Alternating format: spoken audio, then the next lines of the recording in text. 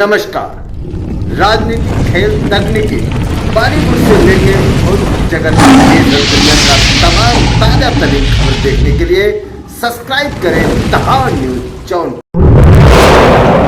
मछली शहर लोकसभा से मछली शहर लोकसभा में भाजपा में एकता तो इंडिया गठबंधन में आपसी मतभेद साफ दिख रहा है।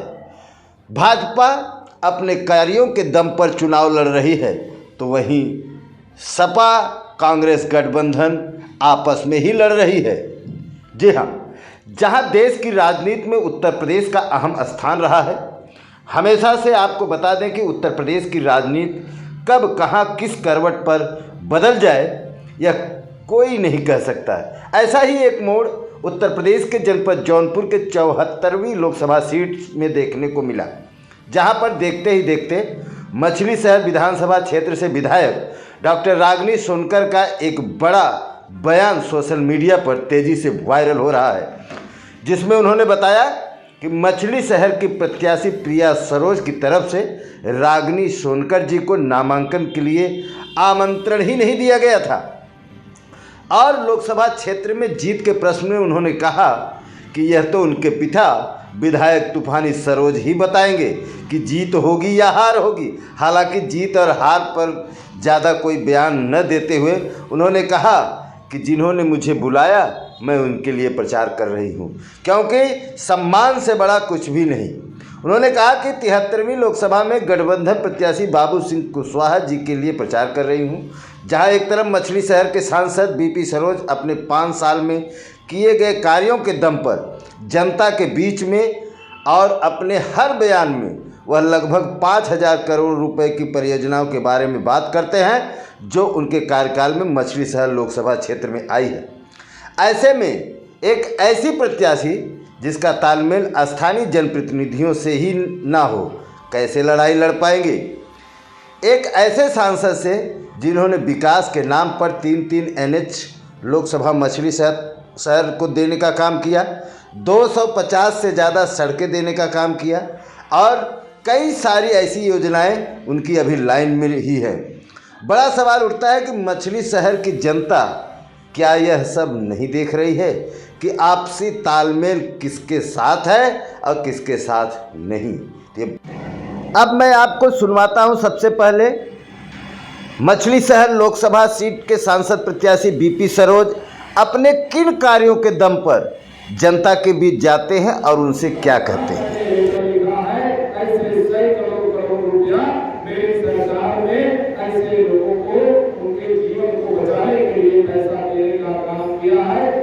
मुस्लिम भाइयों ने भी इसका हमारी सरकार ने उनको भी पैसा दिया, इसका फायदा उठाने का काम किया। सम्मानित साथी, हम सब हमारी सरकार कह रही है सबका साथ, सबका विकास, सबके विश्वास, सबके प्रयास के तर्ज पर काम करती है।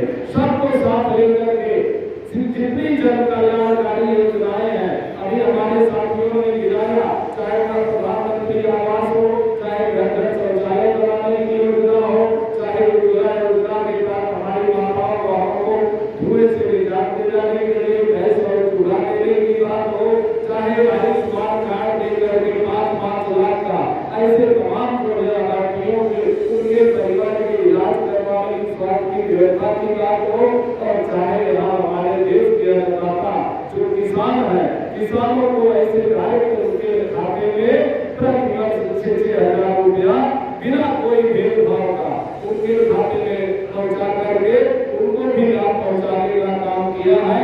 जब सारी योजना का लाभ हमारी सरकार बिना भेदभाव का यह आप सभी यहाँ के प्रदेश और देश की जनता को देने का काम कर रहे हैं, तो मैं आप लोगों से अपील करूंगा कि अगर सरकार भेदभाव नहीं कर रही है और सरकार जो है देश के प्रति चिंतित है, यहाँ के प्रगति के लिए चिंतित है, यहाँ गरीब और दुर्ग नौजवान किसानों के लिए कि कैसे उनका विकास हो, कैसे आगे बढ़े, तो मैं ये कहूँगा कि 25 मई को जो चुनाव होने जा रहा है, यहाँ की जनता से मेरा अपील है, अपने सभी बूथ अध्यक्षों से भी यही अपील है कि आप लोग अपने अपने बूथ पर अपने बगल के साथियों को जरूर बताइए कि जब मेरी सरकार भेदभाव नहीं कर रही है तो आप भी वोट डालते समय भेदभाव न करिए, कमल के निशान के सामने वाली बटन को दबा करके मोदी जी को आप ये कमल भेजने का काम करिए। अब मैं आपको मछली शहर लोकसभा सीट से समाजवादी पार्टी की प्रत्याशी प्रिया सरोज के उन बातों को आप तक पहुंचाऊंगा जो उन्होंने नामांकन से पहले कहा था। उन्होंने कहा कि मैं दलितों पिछड़ों के लिए आई हूं, उनकी बात मैं सड़क से सदन तक लेके जाऊंगी, तमाम बातें कही थी। लेकिन सवाल ये उठता है कि जब अपनी ही पार्टी के विधायक से उनका तालमेल नहीं है तो कैसे लोगों की बात सदन से सड़क से सदन तक लेके जाएंगी। पहले मैं आपको सुनाता हूँ प्रिया सरोज से, फिर मछली शहर लोकसभा की विधायिका रागिनी सोनकर की बातें आप तक पहुंचा रहा हूँ। सुनिए। शिक्षा भर्ती में दलितों एवं पिछड़ों के साथ जो अन्याय हुआ है, मैं उसके लिए सड़क से लेकर सदन तक आवाज उठाऊंगी एवं सुप्रीम कोर्ट में जाऊंगी। सरकार का पर्दाफाश हो गया है, जो इलेक्ट्रल बॉन्ड में उन्होंने किया है उससे पता लगता है कि इस समय सबसे भ्रष्ट पार्टी जो वो है बीजेपी पार्टी है। दलितों अभी आपने सुना मछली शहर लोकसभा समाजवादी पार्टी के सांसद प्रत्याशी प्रिया सरोज से। अब सुनिए समाजवादी पार्टी की सबसे चर्चित विधायक मछली शहर विधानसभा की डॉक्टर रागिनी सोनकर से।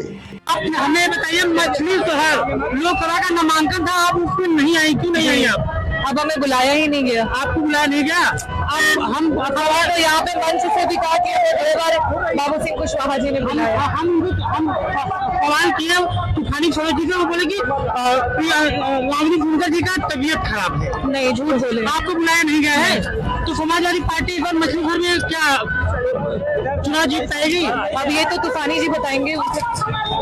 जो नए युवा है वो 25 साल की उम्र में मुझे ये बताइए, आपको सम्मान जहाँ मिलेगा आप वहाँ जाएंगे कि नहीं जाएंगे? बिल्कुल जाएंगे। तो आप लोग बुलाया नहीं गया वहाँ पे? मैंने तो बता दिया आपको। तो आप क्या प्रचार नहीं करेंगे उनकी? अब आप बताइए क्या करना चाहिए। हम तो कहना मत करिए, जैसा आप कह रहे हैं। समाजवादी पार्टी क्या समाजवादी पार्टी इतनी छोट पार्टी है कि किसी भी नए युवा को टिकट दे रही है? अब ये चीज मैंने मैंने वही सच